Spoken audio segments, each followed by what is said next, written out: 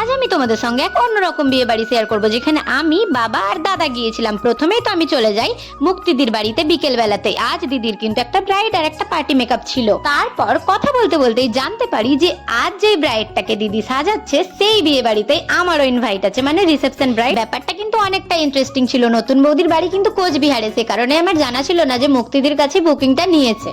আর এই যে এটা হচ্ছে আমাদের নতুন বৌদি, দিদি এখানে হেয়ার করছে আর আমিও ছিলাম সঙ্গে। তারপরে কিন্তু সুরজদা চলে আসে লাইট সেট আপ করার জন্য। এখন হবে ফটোশুট, মানে যেমনটা হয় একটা ব্রাইডের, দিদি ফটো ক্লিক করে, দিদির নতুন ক্যামেরাতেই ফটোশুটটা হচ্ছিল আজকে। তো মুক্তিদির বাড়ি থেকে এসেই আমি রেডি হয়ে যাই তাড়াতাড়ি করে। তারপর চলে যাই গিফট নিয়ে আমি, বাবা আর দাদা বিয়ে বাড়ি, মানে হচ্ছে এনটিপিসিতে রাধারানী লজে ছিল আজকের অনুষ্ঠানটা। আর কি সুন্দরভাবে চারিদিকটা ডেকোরেশন করা দেখতেই পাচ্ছ। প্রথমেই চলে যাই গিফট দিতে, সেখানে গিয়ে কিছুটা ফটো ক্লিক করে নি নতুন বৌদি আর দাদার সঙ্গে।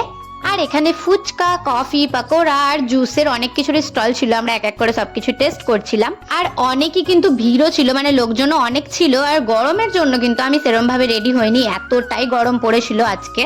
তো আমি একটা জিন্স আর টপ পরেই চলে গিয়েছিলাম। আর খাবার খাওয়ার ওই সাইডটাতে তো পুরো লাইন লেগেছিল। তো আমরা কিন্তু এখানে অনেকক্ষণই বসেছিলাম, সবাই একসঙ্গে অনেক আড্ডা দিচ্ছিলাম। এখানে সব ভাইরা ছিল, কাকুরা সবাই ছিল।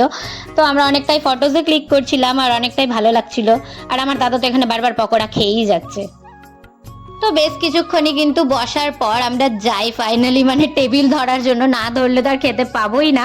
তো তারপর কিন্তু আমরা জায়গা পাই আর খেয়েই চলে আসি বাড়ি। তো চলো এই ব্লগটা এতটাই, দেখা হচ্ছে পরের ব্লগে, টাটা।